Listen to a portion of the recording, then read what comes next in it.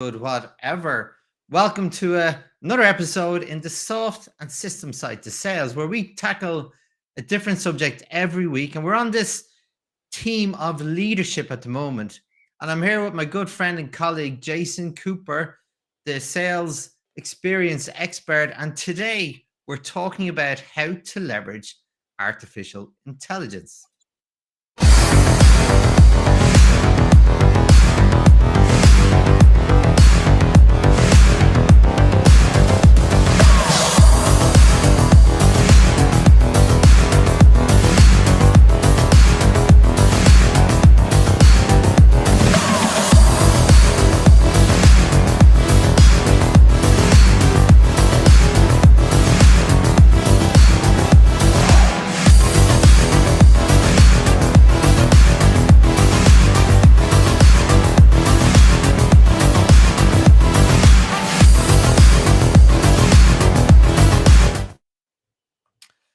Hello, welcome back everyone, and welcome Jason to this. I find this a really interesting subject, artificial intelligence.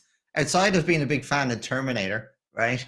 I love how we can use IT systems and software to really bring us along a journey and a digital transformation into this new world where we can leverage all these different tools to make better decisions, to create better outcomes down the road. So Jason, first question I want to ask you is, what have you come across in the world of AI? I know there's a big, a lot of noise about this new ChatGPT, but realistically, AI has been around for a pretty while now in business, right? A good real of time. So, what's your thoughts on how it applies today with sales? Well, no, it's been but it's really coming to its own today. We've sorted out issues today, and I wish there's a bit of artificial intelligence. Within this, I think there's some exciting things happening in this world of intelligence to help streamline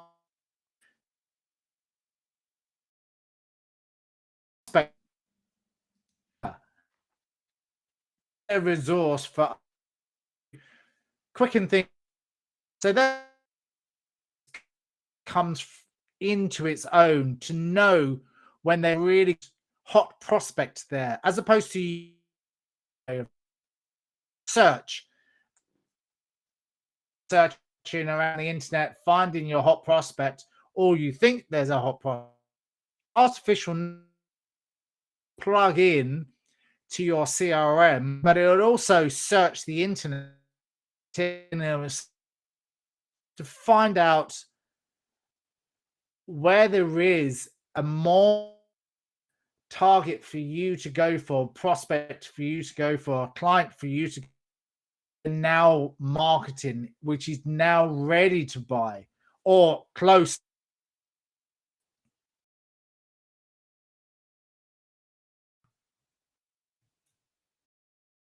Yeah. Jason, you're coming in a little bit unartificially intelligent at the moment. There's a delay in your signal, right? But just to summarize what I got from what you're talking about, that you can start using artificial intelligence to really go a bit above and beyond to find all these new prospects and help cater a message to deliver what they're looking for, right? And what I want to do, Jason, I want to break it down into a few different stages, right? So when we talk about artificial intelligence, we're talking about big data, right? Because we're talking about doing analysis on something more above and beyond what we can do ourselves, or much quicker than what myself or yourself or a few people could do in a short space of time, right? It gives you better information. The one thing I like about data, and again, I'm going to stress the importance of good data. You'll only have good information if you put good data into the system, right? So even if you're using AI, it doesn't matter. If you don't have good data coming in, it will give you the wrong results if it's not good data, right? So there's a few things that what I've been using AI for probably quite a number of years with different clients and how to best leverage things like predictive modeling and propensity modeling, where you've got predictive modeling is where you take all the data that you're putting in. You put in all this data, then your system will analyze it and help you show you your trends, which customers bought you, which messages were the best, what are your most important products, and then it helps you formulate where you should be going next. Okay. And it really helps streamline that process of understanding what your current data is telling you. But here's the thing, that's predictive modeling. That's a term used not just in sales, but it's used in many different sectors and maintenance and all the different areas of business, right? And in equipment, how you know when to predictively maintain your equipment so it doesn't break down, right? Mhm. So there's a lot of predictive modeling that's used. Where it's really coming along, Jason, next is a thing called propensity modeling, is where you can analyze all this data. And I'm going to use this word predict again, but you're going to be able to predict where your customers are going to be, what messages are going to like them, how are you going to target them, right? And then market to them, Jason. Because here's the thing, normal sales teams and sales, when you're doing campaigns, you try and target a specific audience, a cohort. That could be, say, you're talking large companies, that could be a 20,000 cohort of a certain group of customers, right? And you'll send the same message to them. So that's what companies do. But the problem with that, Jason, so say I'm going to use banking as an example here, right? If you're selling mortgages, you could easily, if one of those 20,000 people that you're marketing to, because again, not all systems talk together in a bank, Jason, you could have many of those people in that marketing campaign that just bought a mortgage from you, right? And that creates a really ununified voice to the customer. You know, you're selling them stuff that you've already sold them, right? That's not a really good brand message. So where this is becoming really, really powerful, Jason, is a thing called real-time interaction management, real time. So that means you can do campaigns to one person. You can do this instead of, you could have hundreds of thousands of customers, but this or Tim AI engine can market just to one individual, create a unique campaign to one person. And that's why I believe AI is going to be very powerful in sales. Right, I think I've organised my bit of technology by moving around the house. Obviously, there's a little bit of technology issues today, but that generally what happens with doing these online streams. So the importance of AI now is people are more educated than they've ever been before in buying their products, in looking at the services that are out there than ever before. So they almost know what they're looking for. They know your company, they know your services. The key thing now is you have to do your due diligence about the companies, really understanding the structure of the company. Who are the key decision makers? Are they moving? Are they staying? So, how artificial intelligence can actually enable us, it will skim the internet, it will look for details about individuals, whether it's on social platforms or elsewhere, websites, and it'll give you the direct information that you require so you can cut down your research. So, the bigger the organizations is, the more challenging it actually is because you're using lots of different processes now. So if you can cut that down and do your due diligence in a lot less time before you meet the prospect, so you can have a good conversation with them about what they do, understanding their challenges a little bit more, understanding the architecture and structure of the company, so you can have a better conversation with them about their services. This is where artificial intelligence really comes into its own. But how can you do that to enable leaders to have that granular information, but how can you help your reps use and utilize that so they could be more successful? And as we know from a lot of research that is out there, the most successful people in sales are the ones that do their due diligence more. They know the company, they know the customer. But again, that just takes a huge amount of time.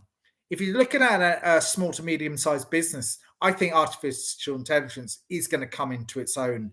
It's just in its infancy stage with how it's working, but I think there's just so much more, so many more elements that we can use and utilize within this sphere.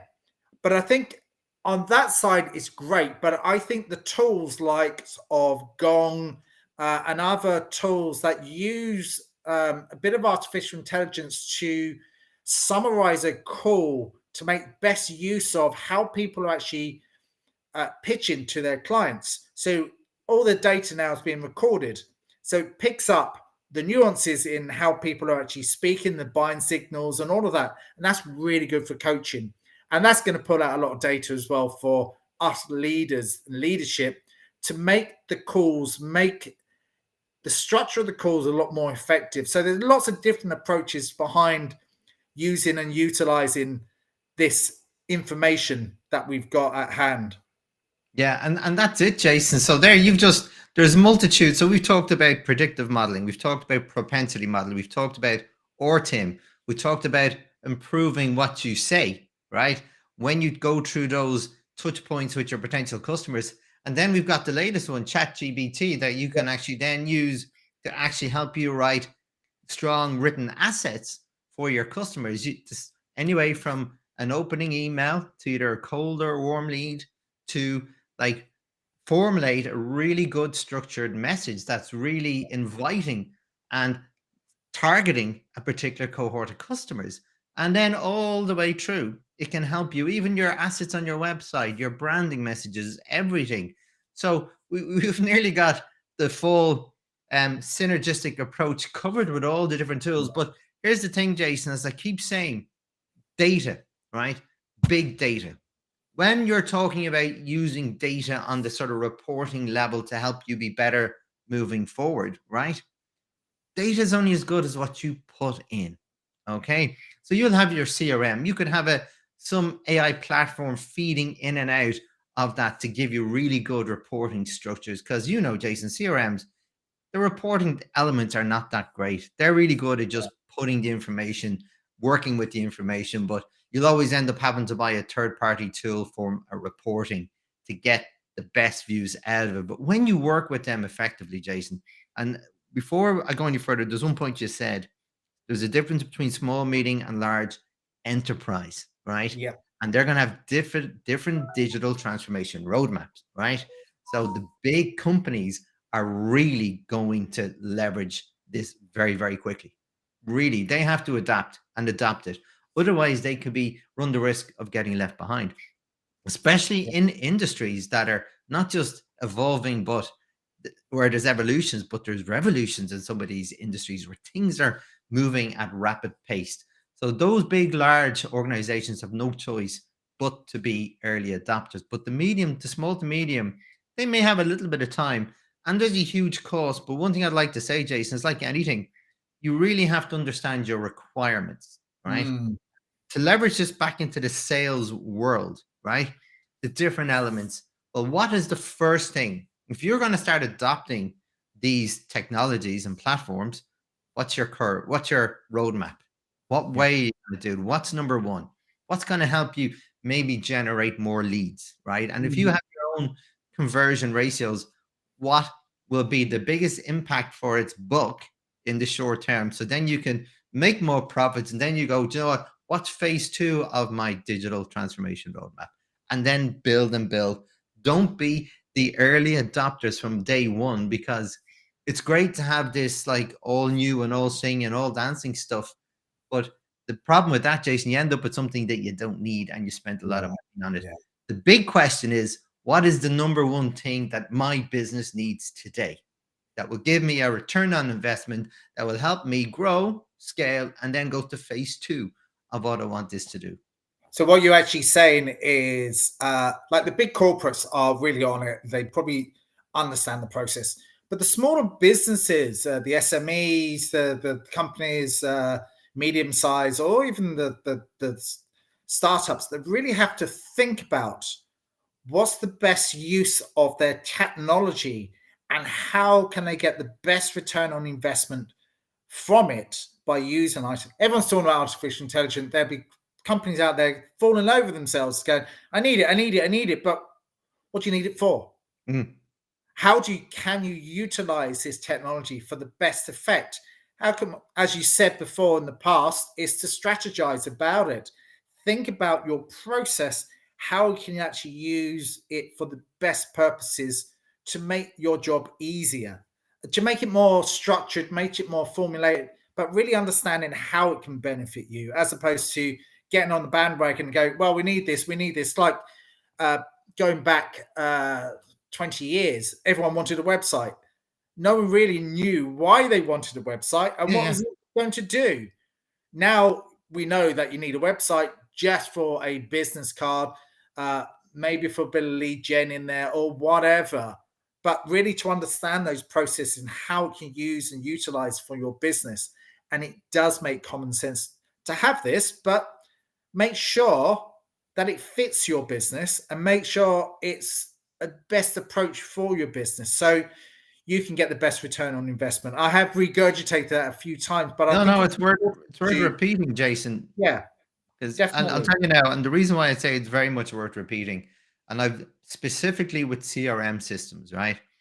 I've worked with sales teams in the past, right, that have got, I won't name any brands, right, because the software CRMs they can do whatever you want, they can do whatever you want, Jason, but can they do that small element of what you need a CRM to do work for you in a very good way, because they'll have different interfaces, they'll have different strong points and whatever, and they're special use categories, right? Because I've often worked with companies that spend too much time on the piece of software itself, and sometimes they're not the most simplest of software to use. The interface can be a bit clunky, Jason, so you end up spending too much time in these softwares and not enough time either analyzing data where the value add is, or the other value add is talking to people, right?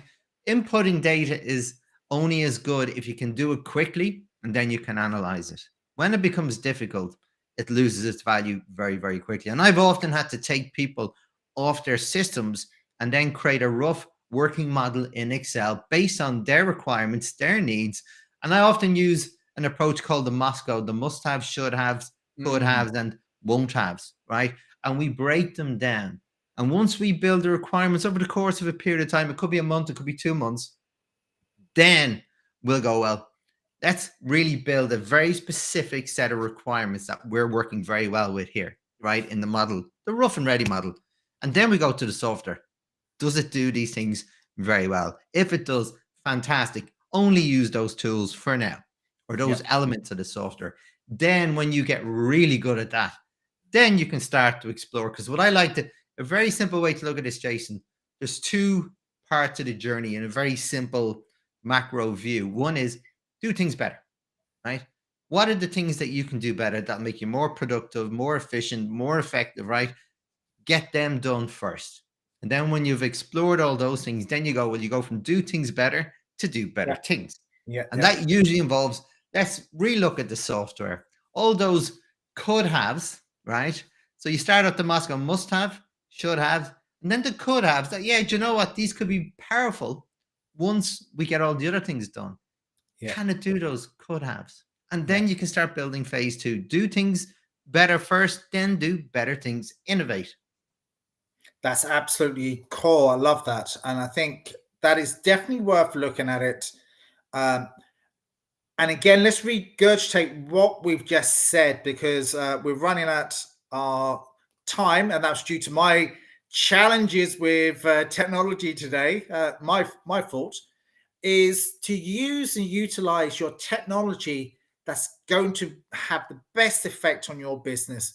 Wherever it is AI, and absolutely, AI is going to be the future and is the future now. Use it and utilize it, but make sure it can give you the best return on investment possible. Yeah, brilliant. So on that note, Jason, as you said, as always, these these lives go so fast. To summarize it in one point, what's the first thing? You probably just said it 2 seconds ago, but I just said it 2 seconds ago. regurgitate it again. Yeah, I think what I've just said is perfect. And what about yourself, Shay? Well, I think going back to what I just said a few minutes ago, know what you need, right? Really build what's the number one choice for your unique circumstances, not the best in the world, your unique circumstances. Build a set of requirements before you go looking, and then build that transformation roadmap. So look, Awesome. thanks everyone for tuning in. Apologies for the technological issues earlier on. That's the joys of living in a technology world. If always and anyways, if you have any questions, please get in touch with myself and Jason. We're here to help. We love answering questions, and we look forward to hearing you. And see you again next week for another session in the soft and system side to sales. And thank you for joining us there. Really appreciate it.